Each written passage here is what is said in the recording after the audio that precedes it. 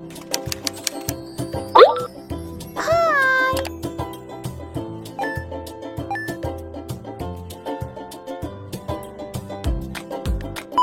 guys, selamat siang again everybody, Hana of the House. Makasih klik video ini. Aduh, aku tidak tahu ya, aku tidak mau banyak bicara, tapi banyak sekali spekulasi yang membabitkan dua negara ini. Tiba-tiba timbul lagi di mana dikatakan isu Sabah dan Sarawak ini dianaktirikan Malaysia. Ini sampaikan pihak Indonesia pun ambil tahu ya, yang kadang menurut saya mungkin sebilangan orang ini tidak ada hubungannya, tapi kalau namanya kenyataan sulit untuk menyatakan ini gara-gara cukup sensitif ya. Kalau saya tidak salah ada info dulu yang menyatakan bahwa Sabah dan Sarawak ni mau bergabung dengan Indonesia, tapi saya tidak tahu itu orang atau tidak, atau kamu komen bawah. Tapi itulah namanya, mendirikan sebuah negara ni tidak semudah yang dipikirkannya. Dan betul kalau namanya Sabah dan Sarawak ni negara yang kaya dengan hasil bumi, itu adalah betul. Tapi sayangnya semua diperebutkan, sampaikan pribumi tidak pernah merasainya sendiri. Aduh. Dari angka dan data channel Pilih Malaysia atau Indonesia, terungkap jawapan jujur Sabah dan Sarawak. Ini 7 fakta ya yang menyatakan adakah mereka lebih memilih Indonesia ataupun Malaysia sendiri. Aduh, saya juga tak tahu ya. Nak pala. Let's go to the video. Let's go. Apa faktanya? 1. Geografi Sabah dan Sarawak.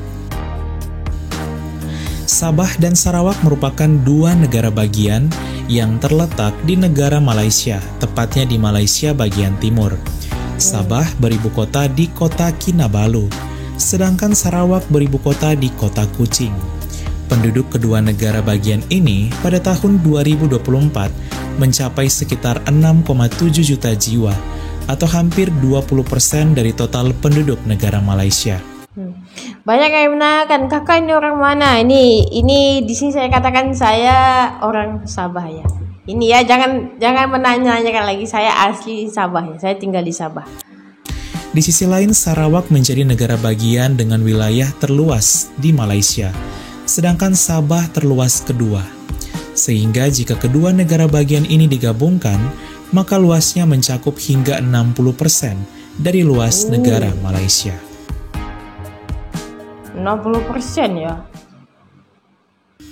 Ketidakadilan. 2. Ketidakadilan. Sabah dan Sarawak memiliki sumber daya alam yang besar, bahkan penyumbang terbesar penghasil minyak di negeri jiran. Betul? Lebih dari 60% minyak produksi Malaysia justru berasal dari Sabah dan Sarawak. Kaya akan sumber daya alam, namun kenyataan yang ada justru sebaliknya. Menurut data dari Departemen Statistik Malaysia tahun 2022, Sabah memiliki tingkat kemiskinan tertinggi se-Malaysia, yaitu mencapai hingga 19,7% dari penduduk. Sedangkan Sarawak tertinggi ketiga di Malaysia dengan persentase tingkat kemiskinan penduduk mencapai hingga 10,8%. Situasi inilah menjadi salah satu alasan kuat mengapa penduduk Sabah dan Sarawak merasakan ketidakadilan, apalagi mereka berada. Tapi guys, ada yang berikan komentar sebaiknya Sabah Sarawak tetap di Malaysia. Jangan gabung sama Indonesia kecuali Kalimantan jadi satu negara yang merdeka. Di Malaysia Timur yang situasinya justru jauh berbeda dibandingkan kemajuan yang ada di Malaysia Barat.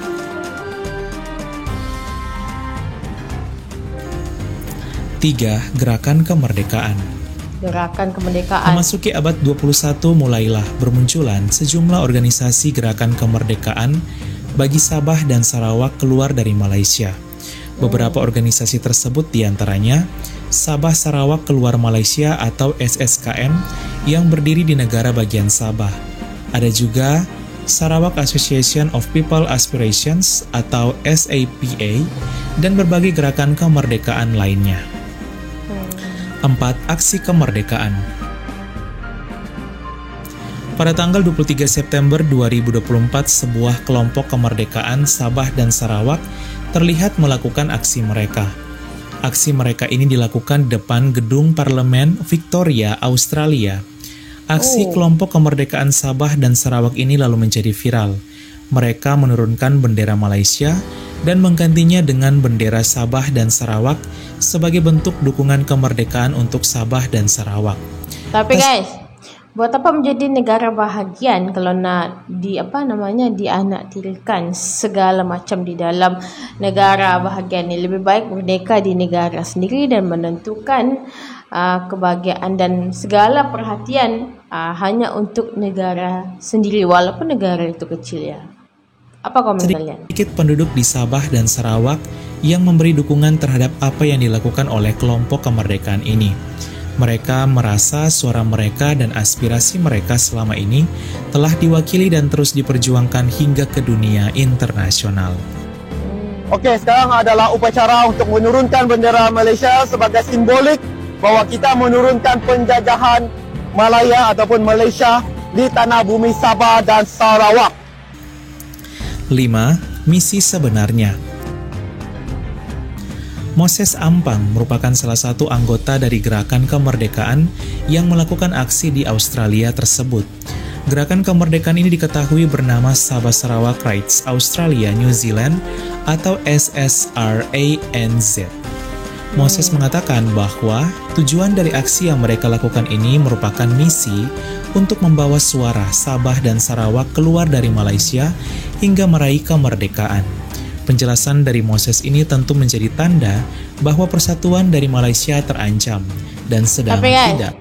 Saya dapat komentar bahwa Indonesia lebih suka saudara sama orang-orang Borneo ya, Sabah dan Sarawak daripada orang-orang Malaysia sendiri. Kenapa ya? Mungkin gara-gara kita satu Kalimantan jadi siap menjemput namanya. Baik saja. GO Sabah Sarawak Right Australia New Zealand. Keberadaan kami di Australia ini bukan satu drama atau omongan kosong. Perjuangan kami adalah membawa suara Sabah dan Sarawak untuk mencapai kemerdekaan. Ia bukan suatu igauan ataupun mimpi siang malam, tetapi ia dipenuhi dengan kesungguhan melalui usaha untuk memberikan kesedaran di Sabah Sarawak, iaitu tanah air kami, sehingga ke peringkat antarabangsa, dan kini kami berada di Australia. Kami juga mempunyai rakan seperjuangan yang berada di seluruh dunia, khususnya di United Kingdom.